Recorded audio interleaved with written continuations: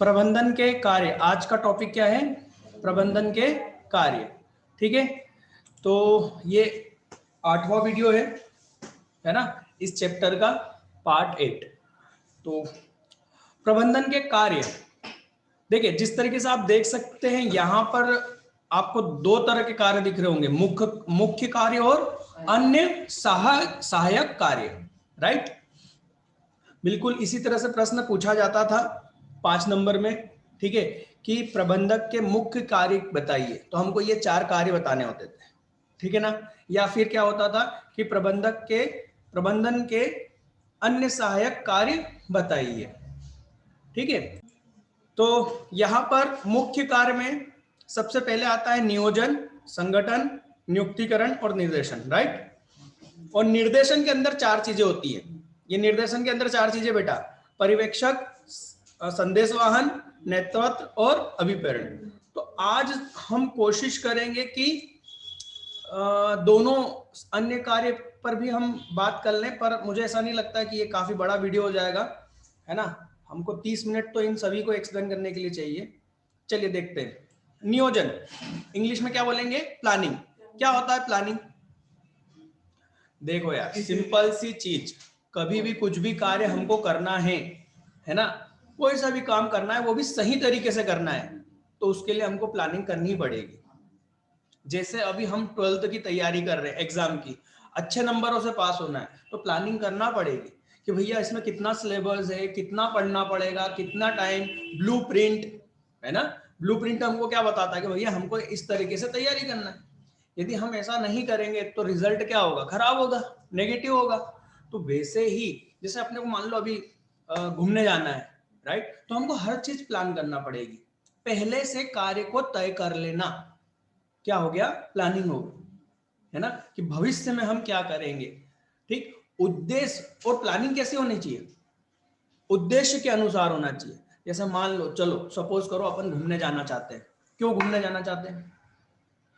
क्योंकि हम एंजॉय करना चाहते हैं। हमारा मूल उद्देश्य बीच में क्या है भाई? हम घूमने क्यों जाना चाहते हैं?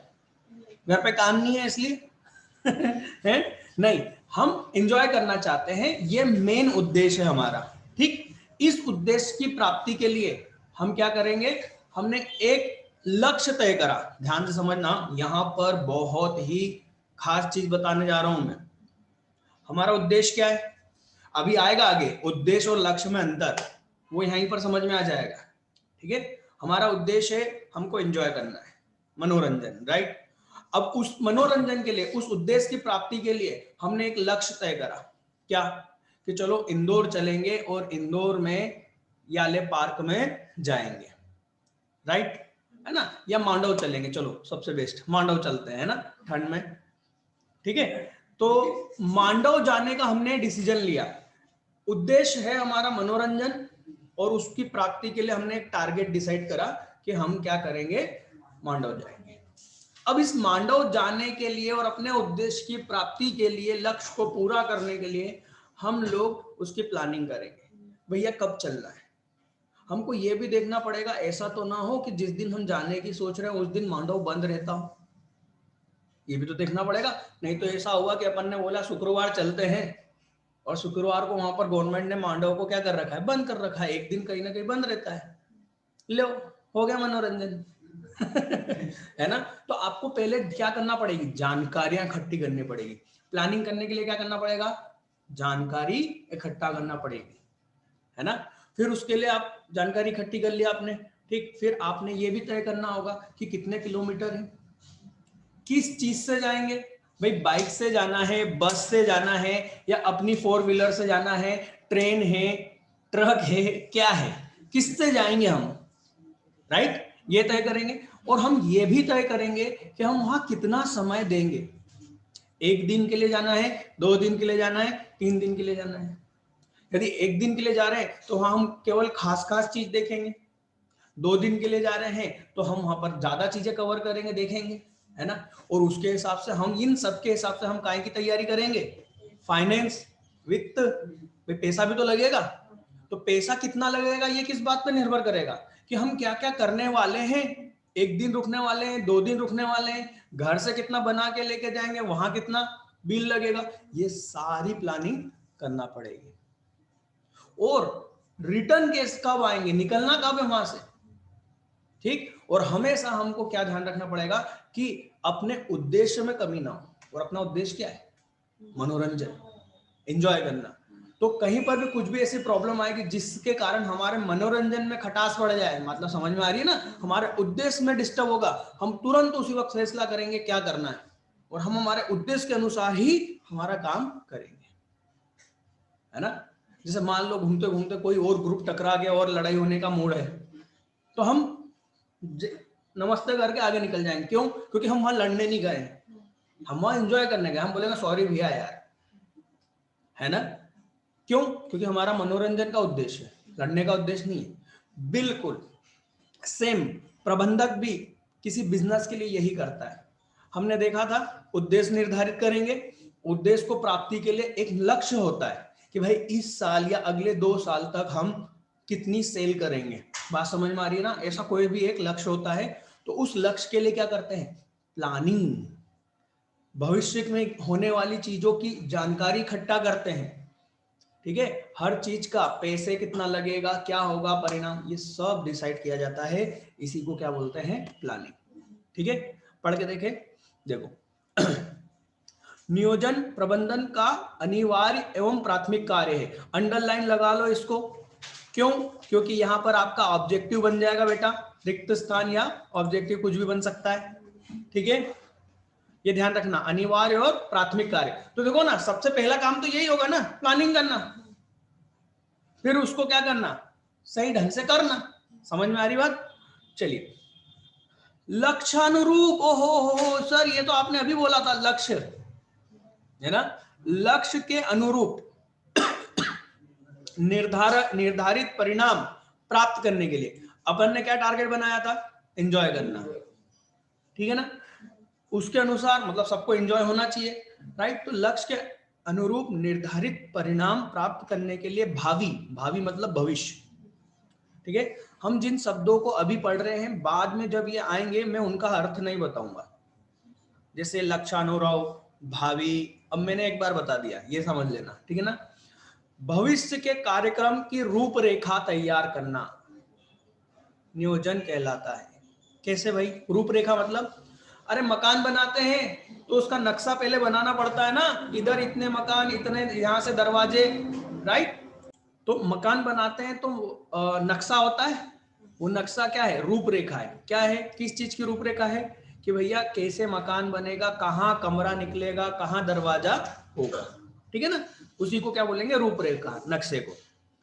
नियोजन के अंतर्गत क्या करना है, कैसे करना है, कब करना है, किस व्यक्ति को करना है, किस विधि से करना है, इसकी रूपरेखा तैयार की जाती है। देखो ना, अपन ने घूमने की प्लानिंग में क्या क्या तय करा था, कैसे करना है मतलब कैसे जाएंगे, कब करना है, कौन सी तारीख, है ना। फिर किस व्यक्ति को करना है, मतलब इसकी जिम्मेदारी कौन उठाएगा, भाई लीडरशिप तो किसी न किसी को करना पड़ेगी।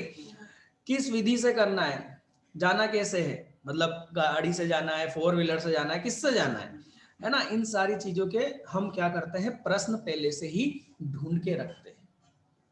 कंपनी में भी ऐसा ही होता है, लक्ष्य क्या है, उसको कब तक पूरा करना है, कौन उसकी कौन क्या काम कौन कौन करेगा, है ना, और कैसे करना है, उसकी विधि क्या है, राइट। ये सब पहले से तय हो जाता है, ठीक। इसमें आगे देखिए, हार्ले के अनुसार क्या करना चाहिए, इसका पहले से निर्धारण करना ही नियोजन है ना। एक अच्छी लाइन है, यदि आप अपने आंसर में ये लिखते हो बेटा, तो आपको पूरे नंबर मिलने के चांसेस है, क्योंकि कुछ भी यहाँ पर हटाने जैसा कुछ भी नहीं है ना। ये लाइन बहुत ही खास हो गई आप लोगों के लिए, ठीक है। दूसरा, इसके आगे आप पूरा पढ़ के देखना, बहुत इजी है। चलो इसको पढ़ देता हूं ये क्योंकि खास है। यदि कार्य करने से पूर्व इन सभी बातों पर गहन सोच विचार न किया जाए तो व्यवसाय के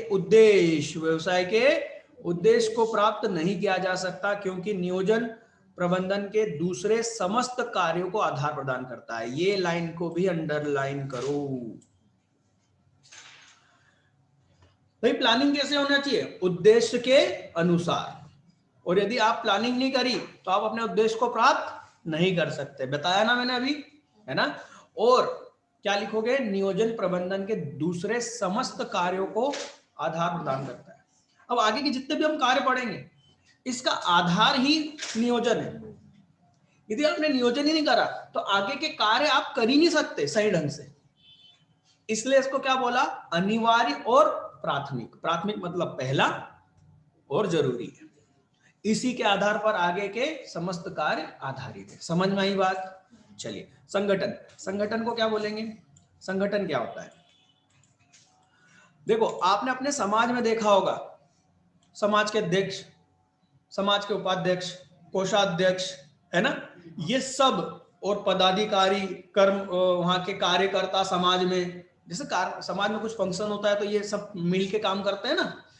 ये जो हमने बना रखा है ना, अध्यक्ष, उपाध्यक्ष, इसी को क्या बोलते हैं, संगठन। ठीक है ना, चीजों को एक साथ इकट्ठा करना संगठन। चलो देखते हैं। संगठन का आशय योजना द्वारा निर्धारित लक्ष्यों की पूर्ति वाले तंत्र से, ये बात आपको बार बार परेशान करेगी, मालूम कौन सी, योजना द्वारा निर्धारित लक्ष्य की पूर्ति। हर बार हम एक ही चीज बोलेंगे, हमारा लक्ष्य है उसको हमको क्या करना है, पूरा करना है ना, और हर कार्य उसी के अनुसार होंगे। ठीक, वाले तंत्र से मतलब इसको करने का जो एक तरीका है, स्ट्रक्चर, आगे अपन देखेंगे। मेरे पास में यदि कुछ होगा तो मैं बताऊंगा उसका चित्र, है ना। नियोजन के पश्चात अगला कार्य संगठन में विभिन्न क्रियाओं को संगठित करना। अब विभिन्न क्रियाएं, चलो बिजनेस में देखते हैं। यदि हमारा मोबाइल मैन्युफैक्चरिंग का काम है, मोबाइल बनाने का काम है, तो हमको क्या करना पड़ेगा, अलग अलग डिपार्टमेंट बनाना पड़ेंगे। एक जो मोबाइल बनाने के लिए कच्चे माल को खरीदेगा उसको हम बोलेंगे परचेज डिपार्टमेंट। ठीक है, दूसरा उसको क्या करेगा, असेंबल करेगा, मतलब उस मोबाइल को फिट करेगा सारी चीजों को, उसको हम क्या बोलेंगे, मैन्युफैक्चरिंग डिपार्टमेंट। ठीक, फिर तीसरा उसको क्या करेगा, सेल करने का काम करेगा, मार्केटिंग करने का काम करेगा। तो सेल्स अलग डिपार्टमेंट हो सकता है और मार्केटिंग डिपार्टमेंट भी अलग हो सकता है, या दोनों एक साथ भी हो सकते हैं। ठीक है, फिर उसके बाद में अकाउंट डिपार्टमेंट होगा जो हर चीज का हिसाब किताब रखेगा। फिर पैसा कहां से आएगा और पैसा कहां जाएगा ये बताने वाला कौन होता है, फाइनेंस डिपार्टमेंट। मेरा सबसे पहला वीडियो आपने देखा होगा कि मैंने जहां पर संगठन को समझाया है उसमें मैंने अलग अलग सारे डिपार्टमेंट बताए थे, है ना।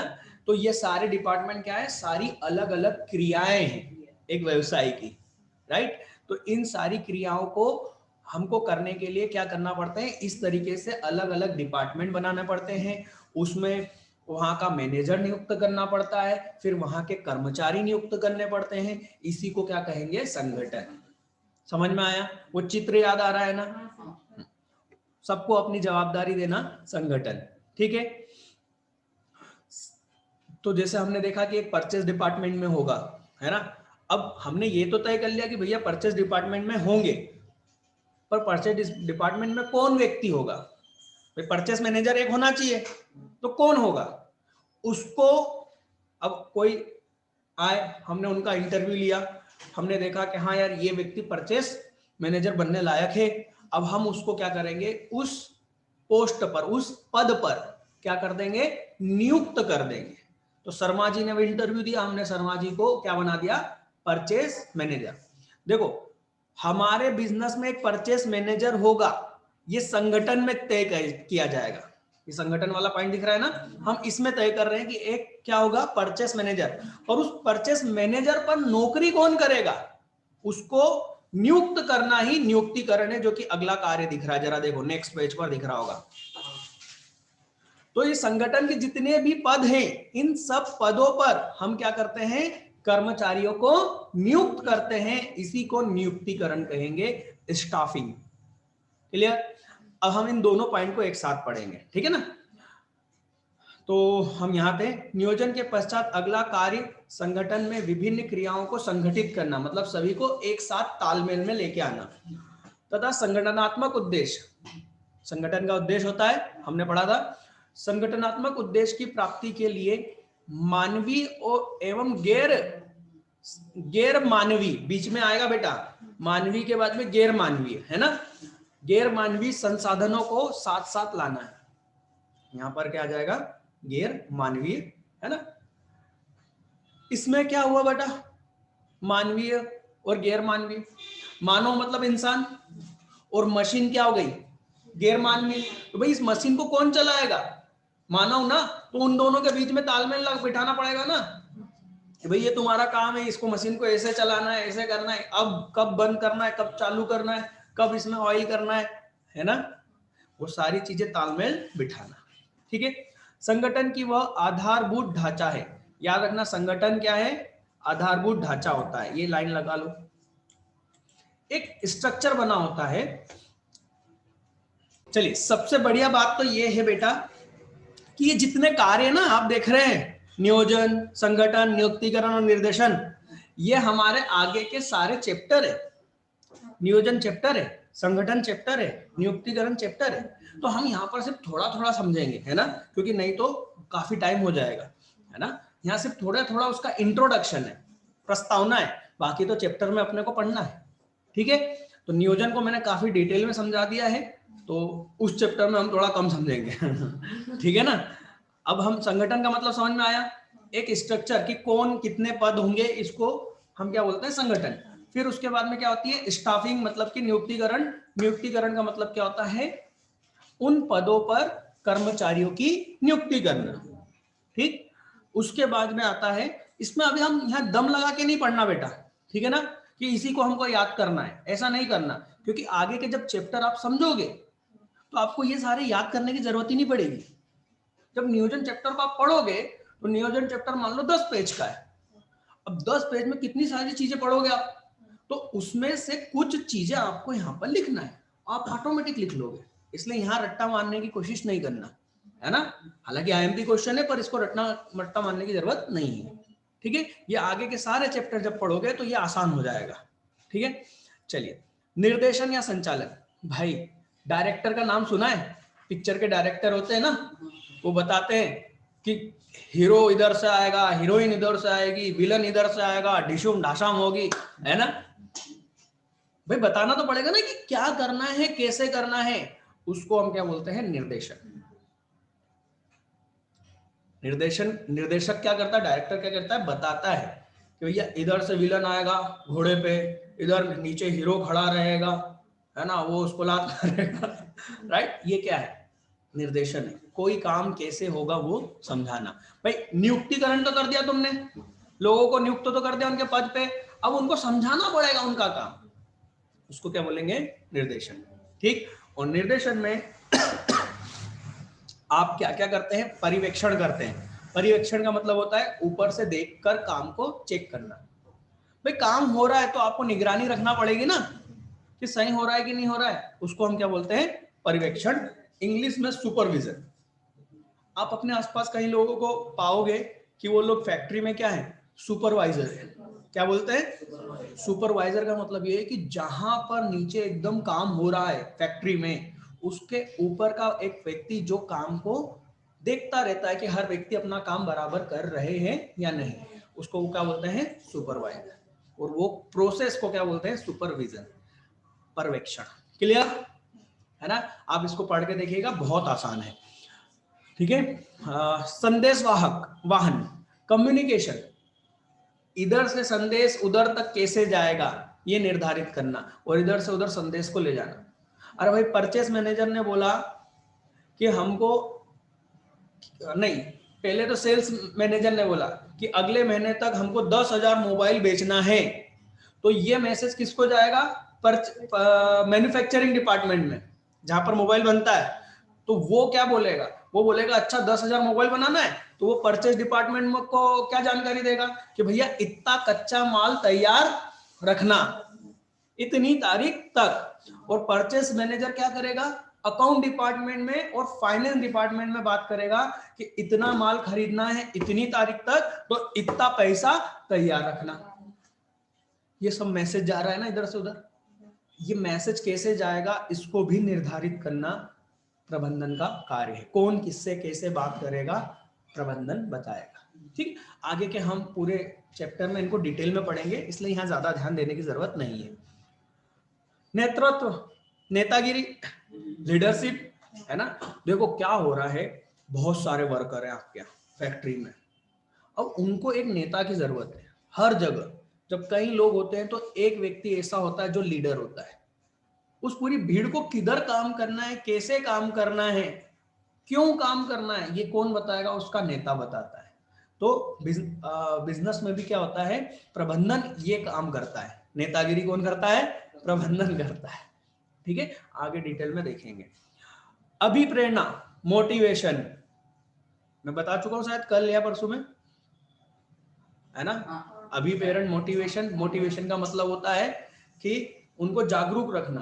तो ऐसे कई कारण, कई तरीके होते हैं जिससे हम हमारे बिजनेस में काम करने वाले कर्मचारियों का क्या करते हैं, मोटिवेशन करते हैं। देखो कोई व्यक्ति पैसों के लिए काम कर रहा है, कोई व्यक्ति नाम के लिए काम कर रहा है। जैसे मैंने बोला था कि गूगल कंपनी में काम करने के लिए हर कोई तैयार है, इसलिए नहीं क्योंकि वहां पैसा अच्छा है, उस कंपनी का नाम है, राइट, और सुविधाएं हैं। ठीक है, तो ये क्या होते हैं, अलग अलग कारण होते हैं किसी व्यक्ति के काम करने के। उन कारणों को पहचानता है प्रबंधन। क्या करता है कि भाई ये व्यक्ति हमारे यहाँ क्यों काम करना चाहेगा, है ना, उसको पहचानना और उसको वो चीज उपलब्ध करवाना मोटिवेशन है। या उसको ये बताना कि देख यदि हमारे यहाँ काम करोगे तो तुमको ये मिलेगा। तो एक अच्छे कर्मचारियों को खींचना है तो आपको ये करना पड़ेगा। ठीक, और बाद में आता है 5वें नंबर पर नियंत्रण। भाई नियंत्रण तो बहुत ही जरूरी है ना। चलो घूमने का प्लान बना लिया आप बच्चों के साथ में मैंने, और यदि मैंने आपको वहां फ्री छोड़ दिया तो तुम तो ना जाने वाले, क्या मालूम क्या कर लोगे मांडव में। समझ में आ रही ना। तो मेरे को आप लोगों पे कंट्रोल रखना पड़ेगा। ए बेटा उधर नहीं जाना, ए बेटा उधर नहीं जाना, ऐसे नहीं करना, पहाड़ी है ना। टाइम फिक्स रखना पड़ेगा ना निकलने का। ये भी क्या है, नियंत्रण है कि भाई 7 बजे सबको सुबह आ जाना है, नियंत्रण है।